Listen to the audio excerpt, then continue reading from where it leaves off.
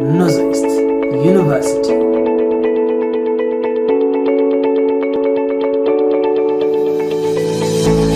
Northwest University. Northwest University. Northwest. Northwest. Northwest. Northwest University. Northwest. Northwest University.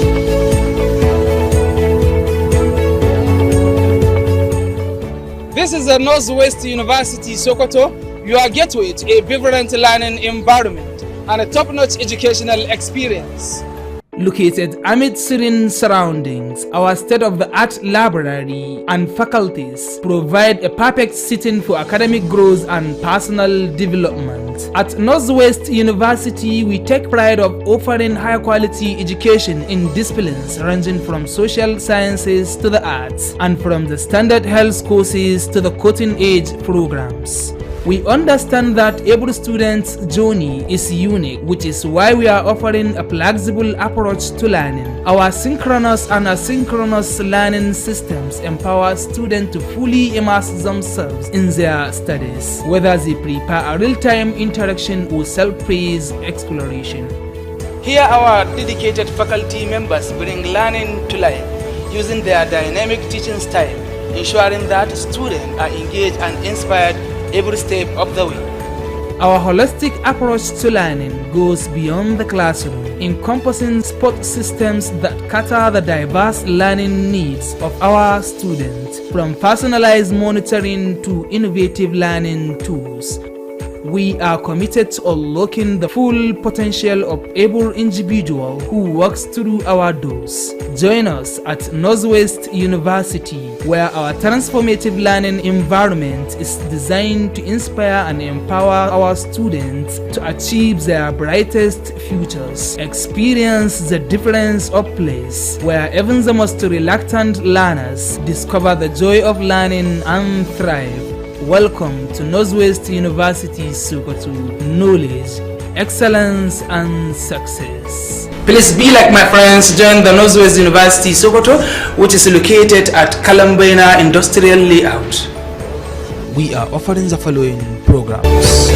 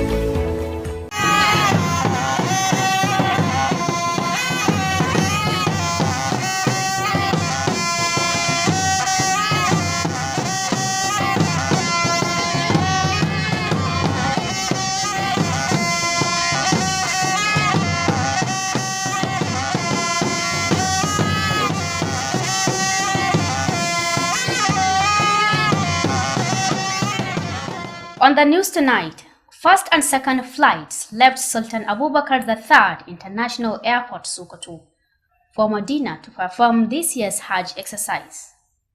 Plus, Sokoto State House of Assembly calls for the construction of 45 kilometers for Isa and Sabon Birni local governments for growth in the state. A very good evening and thank you for joining us tonight. Today is Wednesday, 14th of May 2025, which is equivalent to 15th of Zulqa'dah 1446 after the Hijrah, the Prophet, peace be upon him. I am Rahma Haruna Berniwa.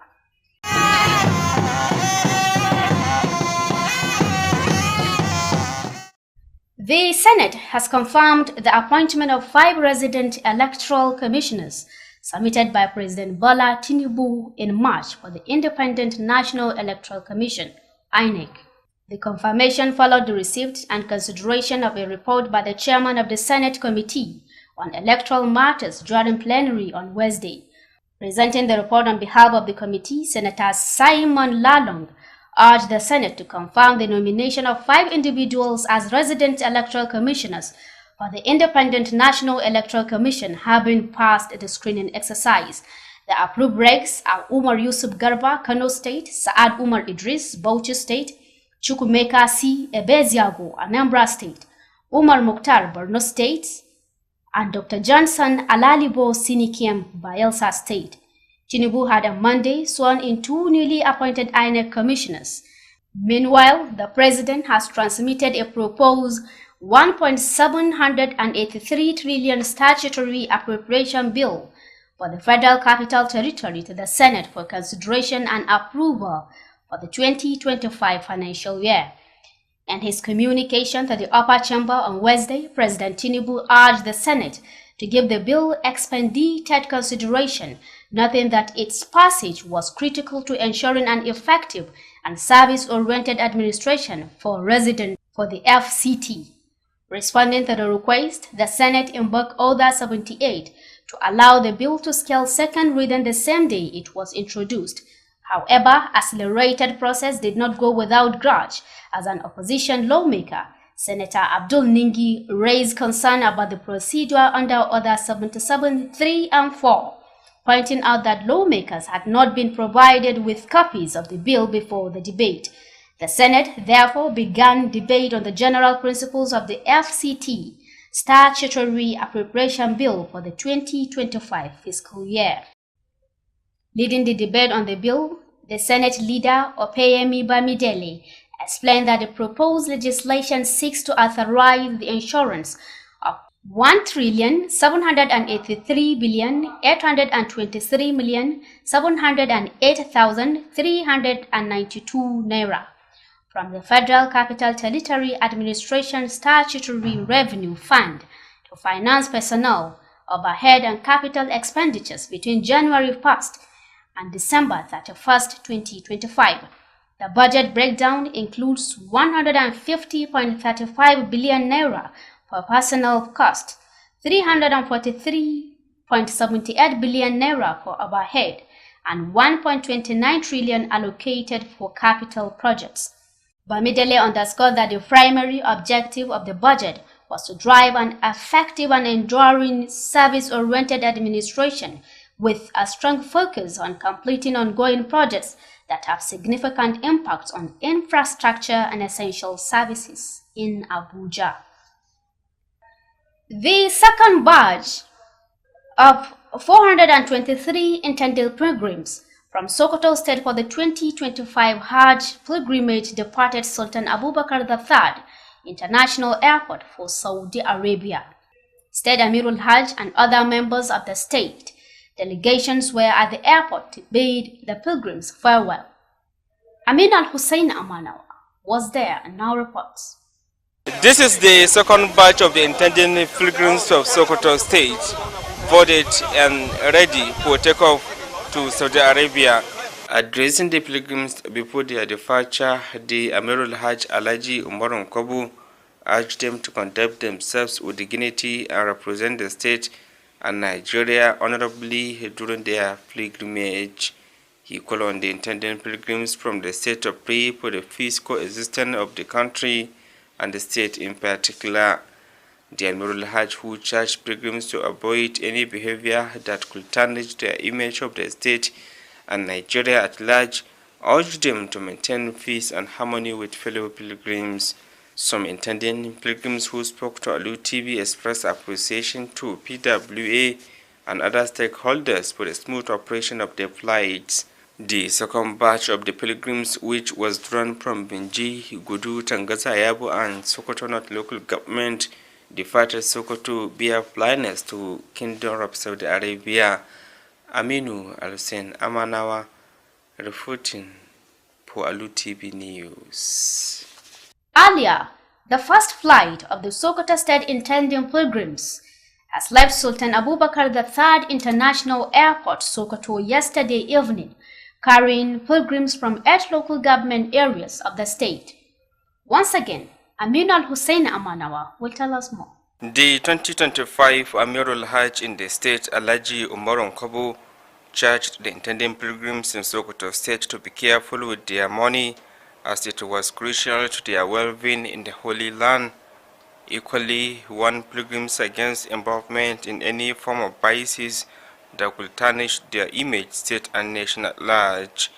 The Amirul Hajj therefore admonished Sokoto State pilgrims to be good ambassadors of the state and Nigeria, stressing the need for them to pray for the continued peace and development of Sokoto State during the Hajj exercise.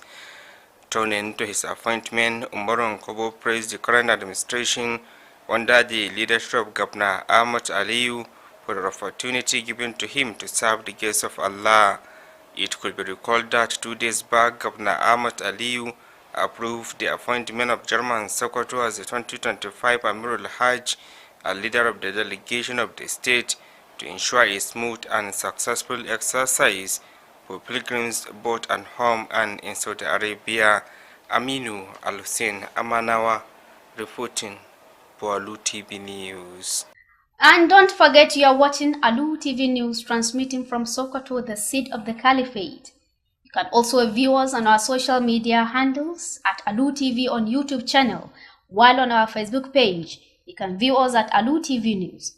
You can also download our mobile application on the Play Store by searching Alu TV and watch our previous programs or watch us live while the program is running. Now back to the news.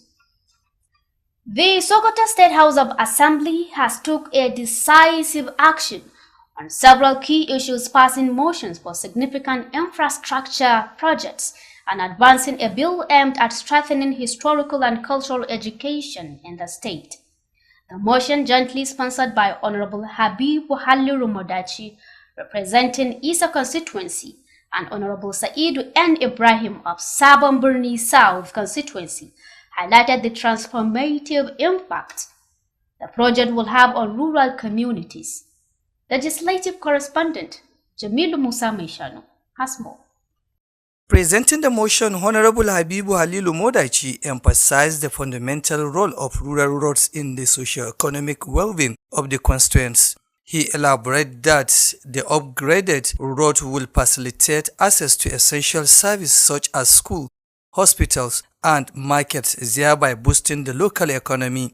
The key town and village set to benefit from the vital infrastructural development include Garin Malan, Kurawa, Tara, Garin Zangu, Dumkawa, Gatawa, Dangari, Adamawa, Sardauna, Maliki, Turba, Gawakuki, and Kaibaba. In a separate but equal significant development, the Assembly also greenlighted a motion for the total renovation and reconstruction of Pojum at Mosque located in Balle Town, Dangadabru, Kisu, and Shataka village, all within the good local government area. The motion was presented by Honorable Ahmadu Yahya, representing Gudu constituency, during his presentation, underscoring that the provision of social amenities align with the priorities of the current administration. He noted that supporting Islamic affairs across the state is a key component of Governor Ahmad Aliyu's 9-point agenda.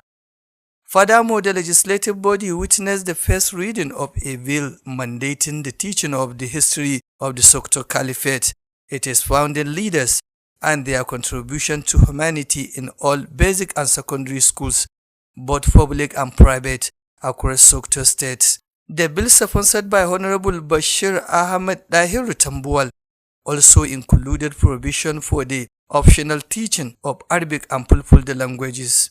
Both motions concerning road reconstruction and mosque renovation garnered support from lawmakers who lauded them as timely and crucial for delivering the dividends of democracy for the people of Sokoto State. In a session presided over by the Speaker, Honorable Tukur Balabo Dinga, the Assembly unanimously approved a motion for the reconstruction of 45-kilometer road network spanning Sabon Birni and Isa local government area.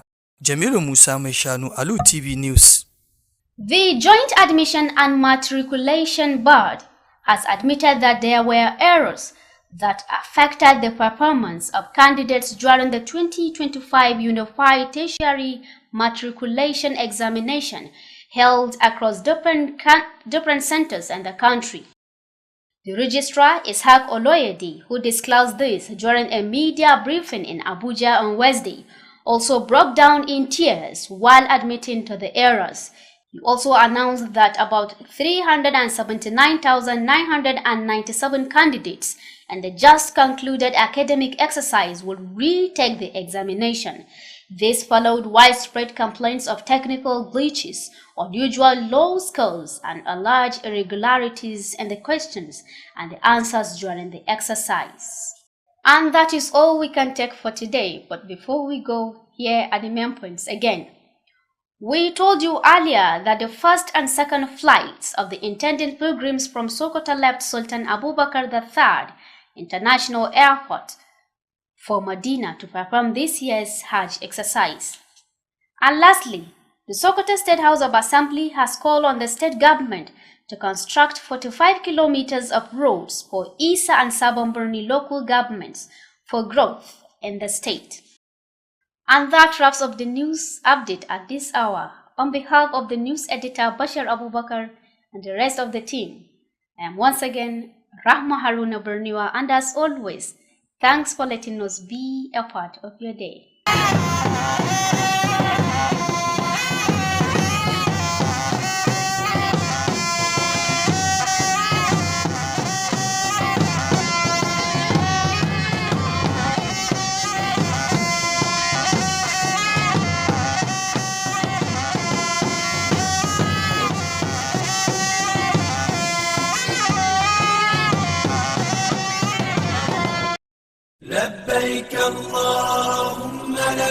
Daga gida zuwa ƙasa mai tsarki, tafiya ce ta zuciya da tsarki da kuma ibada.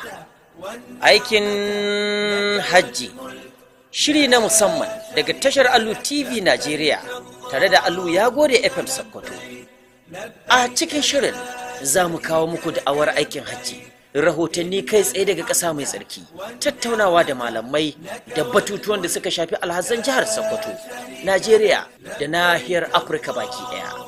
Za mu ji yadda hukumomi ke tsare-tsare domin jin daɗin mahajjata, lafiya, sufuri, da'awa da cikakken shiri daga gida har zuwa ƙasa mai tsarki.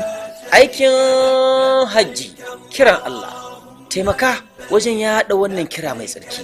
Ka ba da gudunmuwa, mu kuma mu saka sunanka da sunan kamfaninka cikin wannan aikin alkhairi da tarihin da'awa. Ku kasance tare da mu a kowace rana da misalin karfe 10 da dare daga tashar Alu TV Najeriya. A tashar Alu ya gode FM Sokoto kuwa da misalin karfe 9:30 na dare domin samun labarai da rahotanni na musamman akan aikin hajjin shekarar 2025. An ce kashin baki sai taro. Alu TV Najeriya tare da Alu ya gode FM, haɗin gwiwar da ba kasafai ake samu ba. Za ku iya kallon wannan shirin a kafafenmu na sadarwa a YouTube. Za ku iya kallon mu ta hanyar rubuta Alu TV. A Facebook kuwa za ku iya kamo mu ta hanyar rubuta Alu TV News. Kuma masu buƙatar kallon mu ta TikTok za su iya kamo mu ta hanyar rubuta Alu TV. Kana za ku iya soke manhajar mu ta Play Store da hanyar rubuta Alu TV.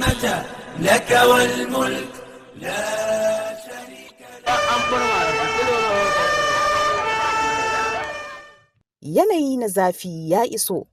Wuta na tashi da sauƙi saboda bushewar muhalli da abu kaɗan.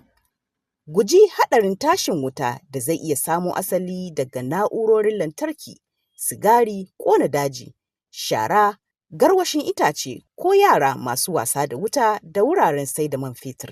Tashin wuta a lokacin rani na iya haddasa babbar asara, asarar rayuka da dukiyoyi, babbar asarar tattalin arziki da gurɓata iska. Mu ɗauki matakan kariya don gujewa tashin wuta ta hanyar kasancewa da ruwa kusa da mu a kowane lokaci, musamman mata, da kuma kayan kashe gobara tare da gaggauta kiran hukumar kashe gobara idan wuta ta tashi. Ku kasance a faɗake, ku kasance masu hikima, kada ku bari wuta ta halaka wahalar da kuka sha na shekaru da dama. Ku tuna, wuta ba abokiyar kowa ba ce, ku yi hattara. Wannan saƙo ne daga Sanata Aliyu Magatakarda Wamako, Sarkin Yamman Sokoto.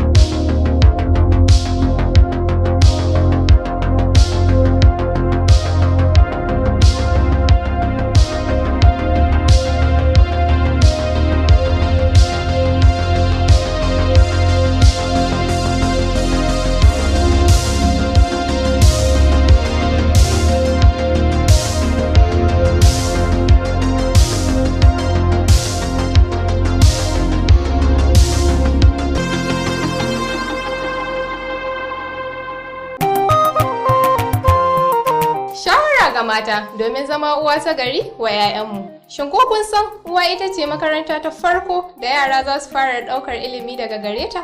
Ku kasance masu sanya kyawawan ƙa'idodi, hakan zai ba ma yaranku kyakkyawar tarbiyya. Ki zama ke ce babbar ƙawa a wurin yaranki, hakan zai baki damar sanin matsalolin da suke ciki. Ku ba da lokaci mai kyau domin shiga ayyukan da yaranku suke sha'awa, kamar wasa, karatu, da dafa abinci a tare. Ku zama masu haƙuri da fahimta a lokacin da kuka samu kanku a cikin wannan yanayi. Wannan shawara ce daga hukumar gudanarwa ta talabijin na Alu.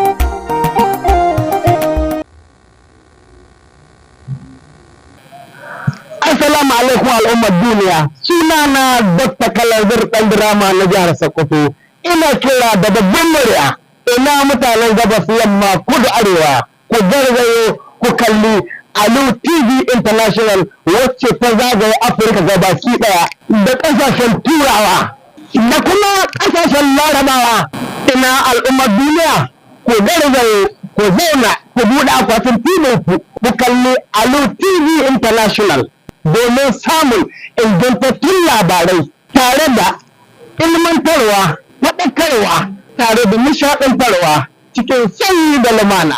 Ku ne ku buɗe akwatin TV ku kalli Alu TV International sun zance wurin ba ku hoto mai kyau da kuma tsari na gari.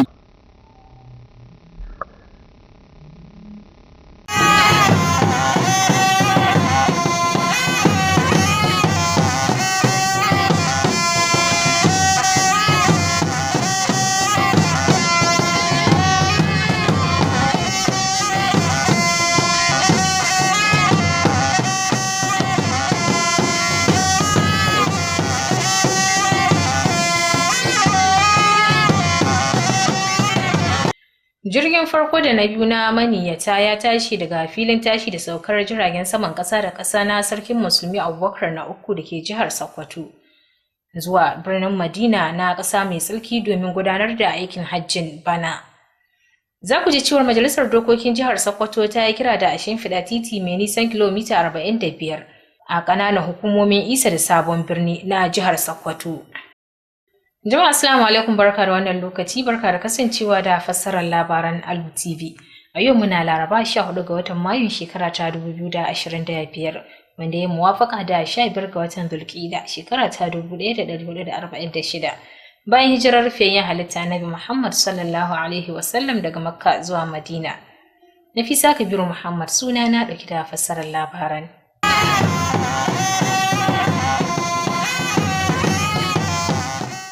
To yanzu kuma sai a gyara zama domin kasancewa da cikakkun labaran. Majalisar Dattawan Najeriya ta tabbatar da naɗin mutane 5 a matsayin kwamishinonin hukumar zaɓe mai zaman kanta, waɗanda shugaban ƙasa Bola Ahmed Tinubu ya aike mata a watan Maris ɗin wannan shekarar. Tabbatar da naɗin nasu dai ya biyo bayan karɓa da kuma duba rahoton da shugaban kwamitin Majalisar Dattawa kan lamuran zaɓe ya yi yayin zaman majalisar a ranar Laraba. Da yake gabatar da rahoto a madadin kwamitin, Sanata Simon Lalong ya buƙaci Majalisar Dattawa da ta tabbatar da naɗin mutanen 5 a matsayin kwamishinonin hukumar zaɓe mai zaman kanta ta ƙasa, kasancewar an riga da an tantance da su. Waɗanda aka amince da naɗin nasu a matsayin kwamishinonin hukumar zaɓen sun haɗa da Umar Yusuf Garba a jihar Kano da kuma Sa'ad Umar Idris a jihar Bauchi, sai Chukwume Kasi Ibeziyako a jihar Anambra da Umar Muktar a jihar Borno, haɗi da Dr. Johnson Alalibo Sinikem a jihar Bayelsa. A ranar Litinin dai ne shugaban ƙasa Bola Ahmed Tinubu ya rantsar da 2 daga cikin waɗanda ya naɗa ɗin a matsayin kwamishinoni. A halin da ake ciki kuma shugaban ƙasa Bola Ahmed Tinubu ya gabatar da buƙatar amincewar majalisar kan kasafin kuɗi na Naira tiriliyan 1 da biliyan 783 domin gudanar da wasu ayyuka a birnin tarayya Abuja a gaban Majalisar Dattawan domin neman dubawarta da kuma amincewarta kan kasafin kuɗin shekara ta 2025. A tattaunawarsa da Majalisar Kolin ranar Laraba, shugaba Tinubu ya buƙaci Majalisar Dattawa da ta baiwa ƙudurin kulawa ta musamman, yana mai cewar amincewa da ƙudirin zai tabbatar da gabatar da wasu ayyuka masu matuƙar muhimmanci da kuma tasiri ga rayukan mazauna birnin tarayya Abuja. Da take mayar da jawabi game da buƙatar majalisar dattawan, ta yi tsokaci da doka ta 78 ta bayar da damar a duba ƙudirin tare da bashi damar wucewa karatu na biyu a duk wannan ranar da aka gabatar da shi.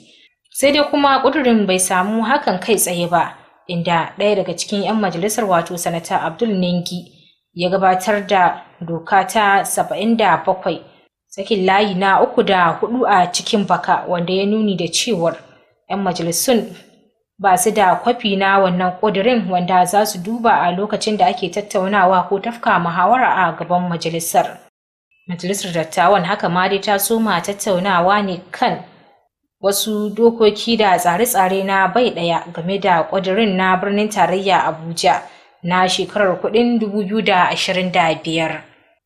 Da yake jagorantar tattaunawar ko kuma muhawara kan ƙudirin a gaban majalisar dattawan, jagoran majalisar Opeyemi Bamidele ya bayyana cewar buƙatar kasafin kuɗin na buƙatar a ware kuɗi kimanin naira tiriliyan 1 da biliyan 783 da miliyan 823 da 708 da naira 392 daga tsare-tsare da kuma ayyukan kuɗaɗen shiga na birnin tarayya Abuja, waɗanda za a yi amfani da su wajen gudanar da waɗannan ayyukan da ake buƙata tun daga watan Janairun wannan shekarar har zuwa 31 ga watan Disamba. Bamidele dai ya bayyana muradodin da ke tattare da wannan kasafin kuɗin, wanda zai taimakawa wajen samar da wasu ayyuka masu matuƙar muhimmanci a birnin tarayya Abuja, tare da mayar da hankali kan ci gaba da kuma kammala wasu ayyuka da aka so mai kuma ake kan yi, waɗanda ba shakka suna da matuƙar tasiri ga ababen more rayuwa da kuma ayyuka na birnin tarayya Abuja.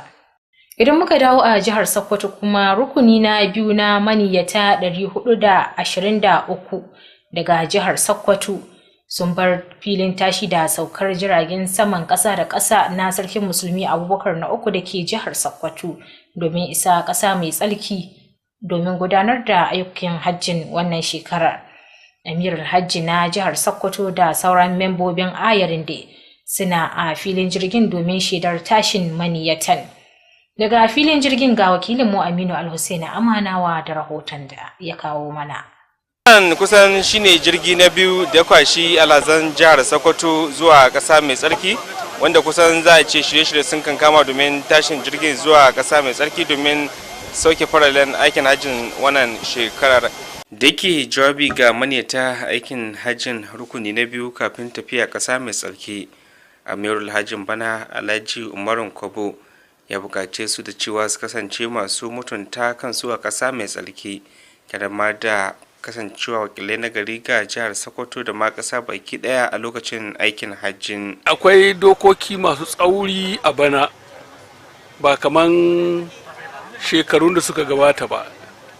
Duk inda mutum zai shi ya je da ID card nashi, kuma kada mutum ya kuskure ya je ya zuba kayan kasuwanci, in suka kama shi canza a baro shi.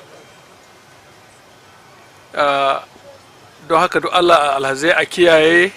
A da haka ya buƙaci alhazan da cewa su kasance masu gudanar da addu'o'in samun zaman lafiya mai ɗorewa ga jihar nan da ma ƙasa baki ɗaya. Kowa kanunku addu'a, kowa uwaye da 'yan uwa, awa gwamnati, awa ƙasa addu'a.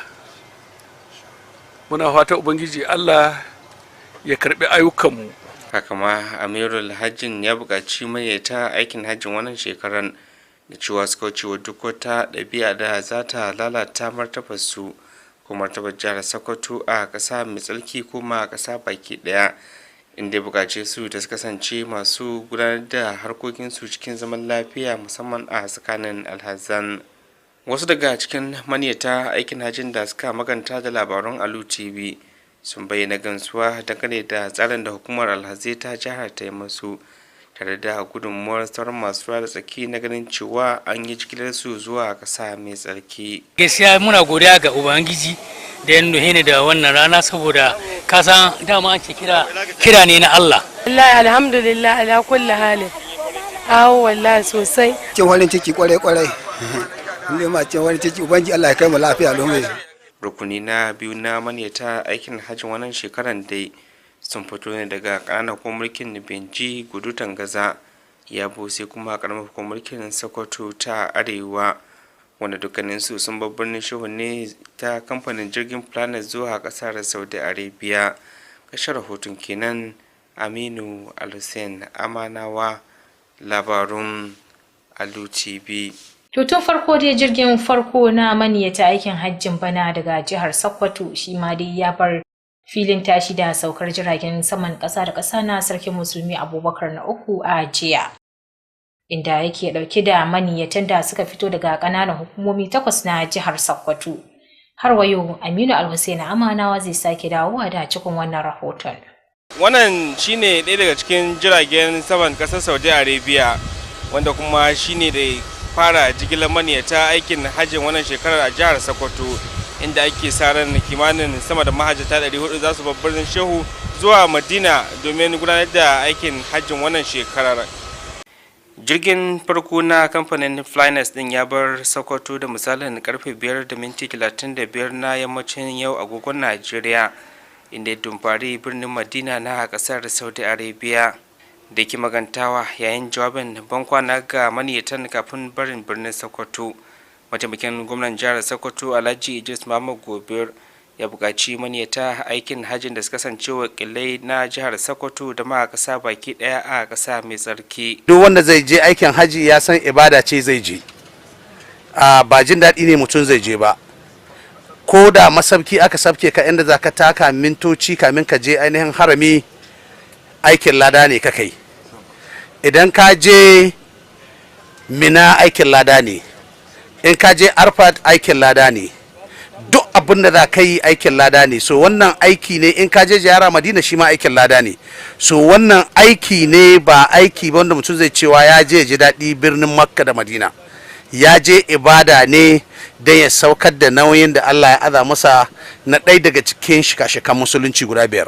Da yake magantawa Amirul Hajjin wannan shekarar kana Jarman Sokoto Alhaji Umarun Kwabo AA ya buƙaci maneta aikin hajjin da cewa su kasance masu bin ƙa'ida da dokokin ƙasar Saudi Arabia, musamman kasancewar wannan tafiya ce mai cike da ɗimbin tarihi, tare da yin addu'a na zaman lafiya, haɗin kai da ma ci gaban ƙasar nan. Shi ma da yake magantawa jin kaɗan bayan tashin jirgin na farko, shugaban hukumar alhazan jihar Sokoto Alhaji Ali Musa ya bayyana cewa za a ci gaba da kwasa alhazan jihar nan ta Sokoto a gobe idan mai duka ya kai mu. Za mu ci gaba da ɗaukar alhazai akai ƙarshen kwashe alhazai insha Allah, kuma duk shirye-shiryen da kamata a yi wanda za a kawo nasara wannan aiki a rikin kammala shi. Kada ku shafa, kuna kasancewa ne da waɗannan labaran daga nan Alu TV Najeriya.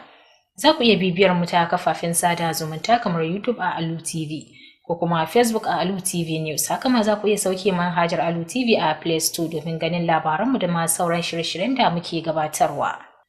To yanzu kuma labaran za su ci gaba.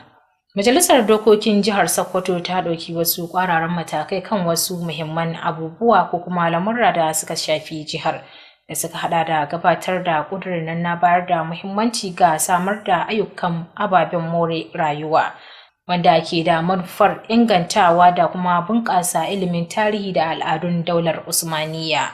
'Yan majalisu biyu ne dai suka gabatar da wannan ƙudurin, wato Honorable Habibu Halilu Modaci, wanda ke wakiltar mazaɓar Isa, da kuma Honorable Sa'idu N. Ibrahim, wanda ke wakiltar Sabon Birni ta Kudu, da suka bayyana irin muhimmanci da kuma tasirin waɗannan ayyukan ga rayuwar al'ummomin da ke karkara. Ga rahoton wakilinmu a Majalisar Dokokin Jihar Sokoto, Jamilu Musa Mai Shanu. Yayin da yake gabatar da ƙudurin, Honorable Habibu Halilu Modaci ya jaddada muhimmiyar rawar da hanyoyin karkara ke takawa wajen inganta rayuwar al'umma ta fuskar tattalin arziki da zamantakewa. Ya yi ƙarin hasken cewa inganta hanyar zai sauƙaƙa samun muhimman ayyuka kamar makarantu, asibitoci da kasuwanni. Ta haka zai bunƙasa tattalin arzikin yankin. Manyan garuruwa da ƙauyukan da za su amfana a wannan muhimmin aikin sun haɗa da garin Malam, Turawa, Tara, garin Zango, Dumkawa, Gatawa, Ɗangari, Adamawa, Sardauna, Ɗan Maliki, Turba, Gawakuke da Kaibaba. A wata makamanciyar wannan, majalisar ta kuma amince da ƙudurin gyara da sake gina manyan masallatan Juma'a guda 4 da ke garin Balle da ƙauyen Ɗangadabro, haɗi da Kiso da kuma Shatoka, duk a cikin ƙaramar hukumar Gudu. Honorable Ahmadu Yahaya mai wakiltar mazaɓar Gudu ne ya gabatar da wannan ƙudurin, inda ya jaddada cewar samar da ababen more rayuwa na daga cikin manyan muradun wannan gwamnati mai ci. Ya kuma ƙara da cewa tallafawa lamuran addinin musulunci a faɗin jihar na ɗaya daga cikin ƙudura 9 na mai girma gwamna Ahmad Aliyu waɗanda ya sanya gaba. Bugu da ƙari, majalisar ta shaida karatun farko na wani ƙudurin doka da zai tilasta koyar da tarihin daular Usmaniya da shugabanninta da suka kafa ta, da kuma irin gudunmuwar da suka bayar wajen ci gaban ɗan adam a dukkan makarantun firamare da sakandare na gwamnati da kuma masu zaman kansu a faɗin jihar Sokoto.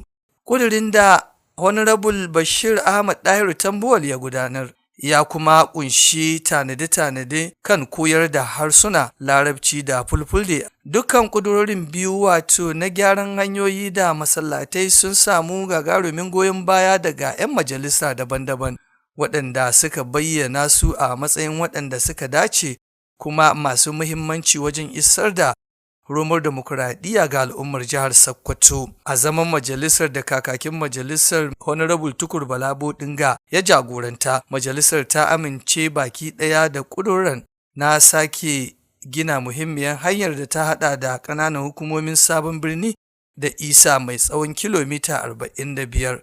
Ƙarshen rahoton kenan. Jamilu Musa Mai Shanu, labaran Alu TV.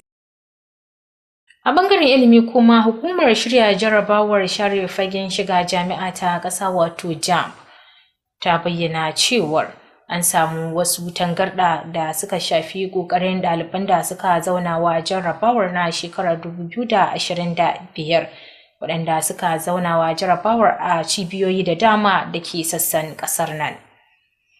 Magatakardan hukumar wato Ishaq Oloyede shine ya bayyana hakan yayin yi wa manema labarai jawabi a birnin tarayya Abuja ranar Laraba. Yana mai bayyana irin alhinin da yake ciki game da faruwar waɗannan matsalolin. Ya sanar da cewar tangardar ta shafi ɗalibai 379,997 waɗanda suka kammala jarrabawar kuma za su sake zaunawa jarrabawar. Wannan ya biyo ne bayan yawaitar ƙorafe-ƙorafen da aka samu game da wannan tangardar, waɗanda suka ƙunshi rashin samun makukkuka da lokacin amsa tambayoyi yayin rubuta jarrabawar. Da wannan ne kuma muka zo ƙarshen labaran namu. Kafin mu yi sallama da ku ga maimaicin wasu daga muhimman kanunsu. Tun da farko kun ji cewar jirgin farko da na biyu ɗauke da maniyyata aikin hajjin bana daga jihar Sokoto ya bar filin tashi da saukar jiragen saman ƙasa da ƙasa na Sarkin Musulmi Abubakar na 3 da ke jihar Sokoto, inda zai sauka a birnin Madina na ƙasa mai tsarki domin ba su damar gudanar da ayyukan hajji. Haka ma kun ji cewa Majalisar Dokokin Jihar Sokoto ta kira ga gwamnatin Jihar Sokoto da ta shimfiɗa titi mai nisan kilomita 45 a ƙananan hukumomin Isa da Sabon Birni domin ƙarin ciyar da jihar gaba. Yanzu kuma madadin editan labaran Bashar Abubakar da dukkan waɗanda suka taimaka domin ganin labaran sun zo muku. Ni da na fassara na karanto Nafisa Kabiru Muhammad nake cewa Assalamu alaikum.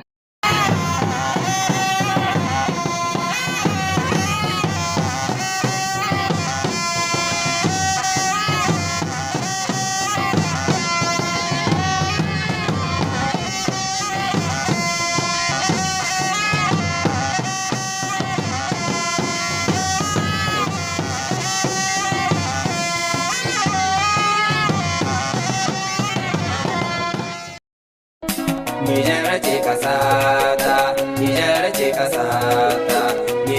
Nura bai haɗe ba. Nura bai haɗe. Secure an approval from the president to build two police stations in each area councils. I believe strongly that the president has done well, just like Senator Nengi observed. In the last 2 years of his administration, FCT changed, and so it will need support. Senate passed for second reading bill to establish Rice Development Council of Nigeria, sponsored by Senator Adamu Aliru.